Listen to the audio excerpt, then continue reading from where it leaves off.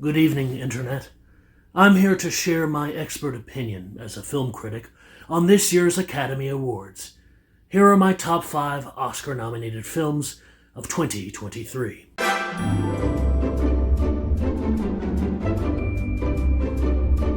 Now, this was a big year for shared universes and franchise team-ups, but my number 5 pick was the crossover event of 2023. I'm talking, of course, about Anatomy of a Fall, the sequel to both 2022's Fall and the 1959 classic Anatomy of a Murder.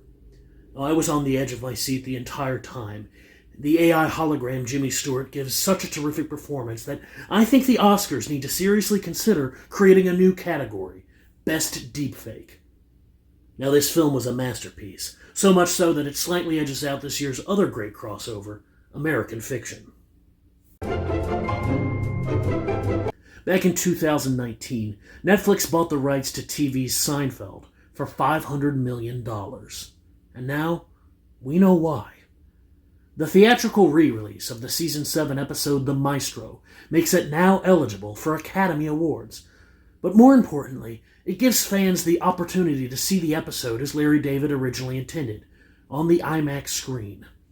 And I think we can all agree, $500 million is a small price to pay for Oscar gold.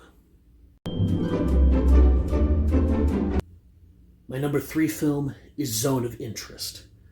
Set in late 2019, Steve Guttenberg gives a career-defining performance as Steve, a divorced dad who, in a desperate attempt to connect with his daughters, purchases the very last Discovery Zone franchise.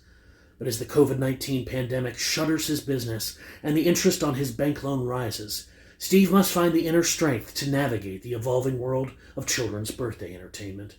His best work since Police Academy 4, Citizens on Patrol. No. Police Academy 2. Their first assignment.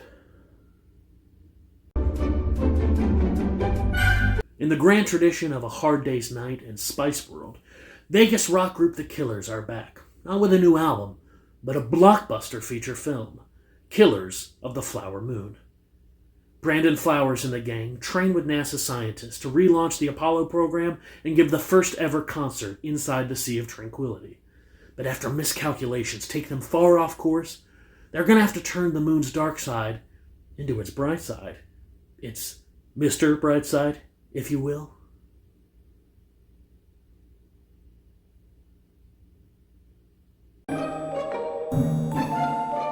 While it didn't make the top 5, I quite enjoyed Poor Things, starring Emma Stone, Kathryn Hunter, and Willem Dafoe, as a trio of gossipy middle-aged Southern women who tug at the heartstrings and show us the true meaning of sisterhood. Now, this might be a hot take, but I was rather lukewarm to this summer's historical blockbuster, Oppenheimer. Now, I think Cillian Murphy deserves praise for his role as television writer Jess Oppenheimer, and I did appreciate Nolan's commitment to shooting in black and white, just like the original show, but I think your enjoyment of the film will depend on whether or not you, well, love Lucy. But I don't find her hijinks amusing at all. Back in 2017, Greta Gerwig wowed us with her directorial debut, Lady Bird, an intimate look into the life of Lady Bird Johnson. 2 years later, she received even greater acclaim for her decade-spanning Little Women, exploring the lives of our shortest First Ladies.